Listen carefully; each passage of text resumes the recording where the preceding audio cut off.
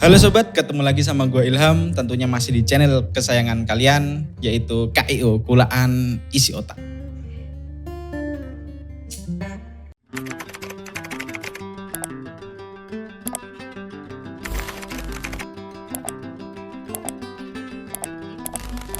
Seringkali etika dan moral disalahartikan. Banyak dari kita yang menganggap bahwa etika dan moral adalah dua hal yang sama. Dan dua kata ini dianggap sebagai sebuah sinonim. Padahal antara etika dan moral adalah dua hal yang berbeda. Terlebih lagi, moral dan etika selalu dikait-kaitkan dengan agama. Moral dan etika adalah agama, serta agama adalah moral etika itu sendiri. Apakah pernyataan ini benar? Yuk, simak videonya. Jadi dalam buku Aristoteles yang berjudul Etika Nikomachi, secara umum etika dapat didefinisikan sebagai aturan atau cara fikir sebuah kelompok yang mampu menuntun perilaku kelompok tersebut. Etika yang telah menjadi aturan dalam suatu kelompok bukan berarti berlaku juga untuk kalangan lain. Dalam prakteknya, etika lebih sering digunakan dalam konteks profesional atau akademis. Bisa kita bedakan etika antara kelompok kalangan elit dan kalangan menengah ke bawah dalam hal jamuan makan. Kalangan elit memiliki etika wajib yaitu table manner, yang mana etika tersebut tidak diikuti oleh kalangan menengah ke bawah. Dan kalau seumpama table manner itu dilakukan oleh kalangan menengah ke bawah, ya justru mereka tidak beretika seperti itu. Sedangkan moral sendiri sering diartikan sebagai prinsip atau standar perilaku terkait baik dan buruk atau benar dan salah. Dalam agama misal, kita diajarkan bahwa memberi itu perbuatan baik dan mencuri adalah perbuatan buruk. Contoh lain misalnya kita tahu bahwa membunuh itu adalah salah dan membebaskan seseorang yang dalam tekanan adalah benar. Tapi bagaimana dengan membebaskan seorang pembunuh? Nah, etika dan moral udah pasti dua hal yang berbeda dong.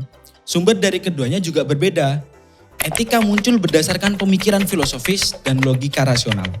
Yang tentunya hal yang bersifat pemikiran bisa dimanipulasi dan bisa disesuaikan sama motif, tujuan, dan juga kepentingan dari kelompok individu ataupun kolektif. Sedangkan moral itu berasal dari naluriah yang pastinya lingkungan ataupun pergaulan gak akan bisa mempengaruhinya. Nah, moral eksis sebagai tanda bahwa kita adalah manusia. Seseorang yang gak punya moral, ya udah pasti bukan manusia ya guys. Ya bisa dibilang ya set atau ya ibu gitu. Ini gua kutip dari kitab Ghoyatul Wusul karya Syekhul Islam Zakaria Al-Ansori.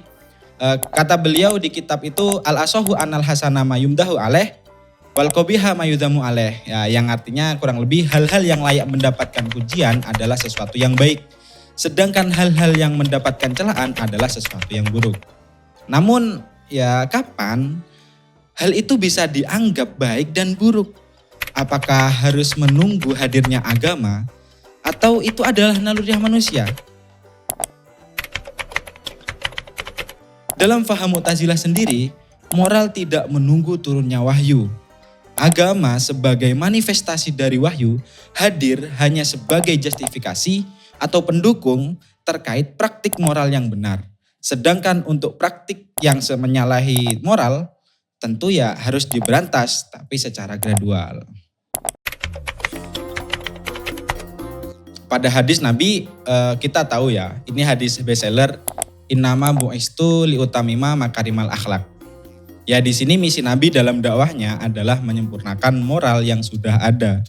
Yang mana dalam praktiknya etika yang dilakukan oleh masyarakat jahiliyah adalah etika yang keliru. Zaman dahulu ada judi. Judi itu dilakukan sebagai sarana mereka untuk saling memberi sedekah.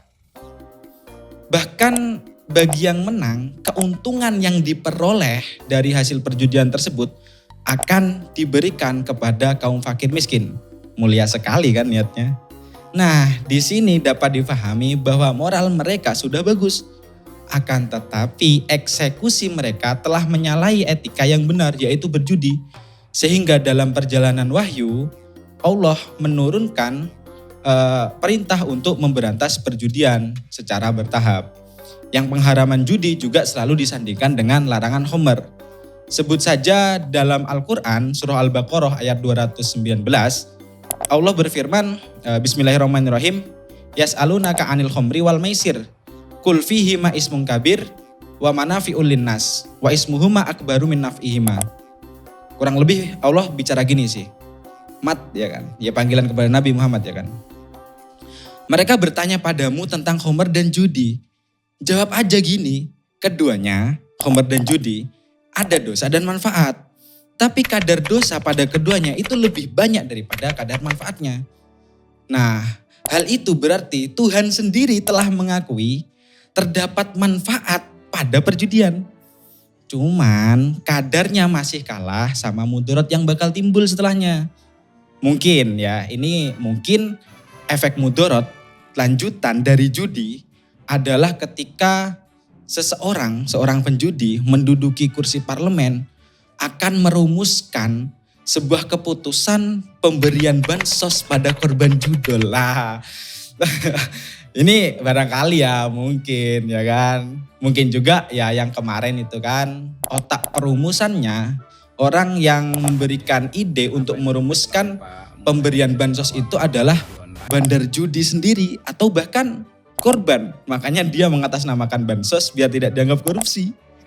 Atau terdapat suap yang masuk untuk perumusan pemberian bansos itu terrealisasi. Ya nanti kalau ternyata putusan itu, perumusan itu gegara ketololan, ya berarti udah nggak beres pemilihan wakil rakyatnya gitu. Ya namanya juga titipan parpol.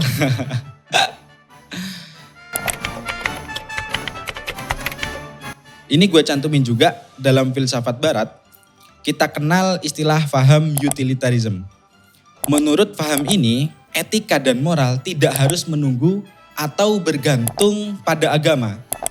Sebaliknya malah utilitarism ini menyediakan kerangka kerja independen untuk menilai tindakan etis berdasarkan dari konsekuensinya. Menurut pandangan yang digagas oleh Jeremy Bentham ini, ya yang mana dia juga seorang ateis kebetulan ya kan. Agama bisa dilihat sebagai salah satu sumber potensial untuk meningkatkan kebahagiaan atau kesejahteraan. Tetapi ya bukan satu-satunya atau yang paling otoritatif. Jika praktik keagamaan tertentu menghasilkan kebahagiaan terbesar bagi kalangan orang banyak, maka itu bisa dianggap etis dalam kerangka utilitarism. Namun utilitarism juga akan mendukung penolakan praktik keagamaan yang mengurangi kesejahteraan keseluruhan manusia, masyarakat lah kita bilang. Agama dalam konteks ini bukan justifikasi utama untuk etika atau moral, melainkan salah satu faktor yang dapat berkontribusi pada atau kadang mengurangi ya, pada kebahagiaan secara keseluruhan. Mudahnya kita katakan utilitarism menawarkan pendekatan yang lebih fleksibel dan berbasis hasil terhadap etika dan moral yang tidak bergantung pada otoritatif agama. Gua ulangi, tidak bergantung pada otoritatif agama. Tetapi juga tidak menolaknya sepenuhnya, ya nggak menolak sepenuhnya. Ada sisi setujunya kalau memang mendatangkan kebahagiaan dan tentu kontra ketika mengurangi kadar kebahagiaannya itu. Yang terpenting adalah apakah suatu tindakan atau kepercayaan berkontribusi pada peningkatan kesejahteraan pada keseluruhan masyarakat. Secara singkat ya gue bilang moral adalah aturannya, sedangkan etika adalah perbuatan manusia. Kita gak bisa mengklaim bahwa pelaku zina itu tidak bermoral. Dia hanya tidak beretika. Sedangkan ketika pemerintah melegalkan zina, nah itu baru tidak bermoral. Tapi kalau dipikir apakah ada yang bermoral tapi tidak beretika?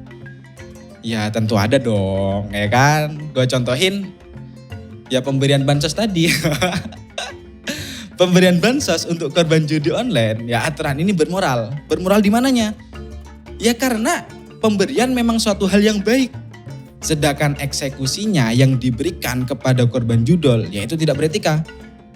Nah, lalu kalau seumpamanya pada kasus terbaru yang kemarin itu sempat viral tentang pembebasan Ronald Tanur dari hukuman yang mana dia adalah pelaku pembunuhan kepada Dini Sera Afrianti, ceweknya ya.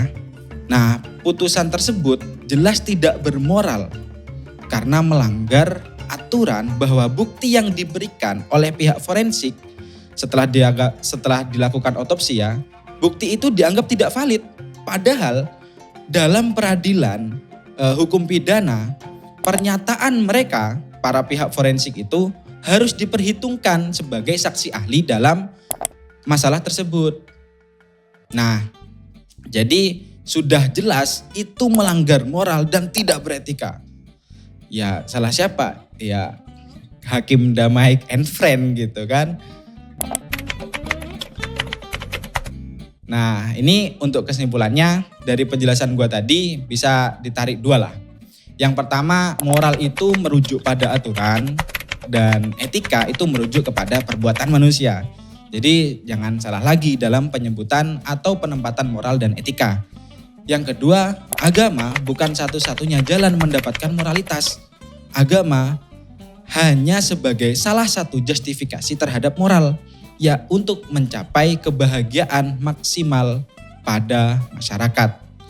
Oke, nah sebelum gua tutup, gue juga gak tahu nih video ini bermoral atau tidak ya kan. Oke Sobat KIO, terima kasih yang udah nonton.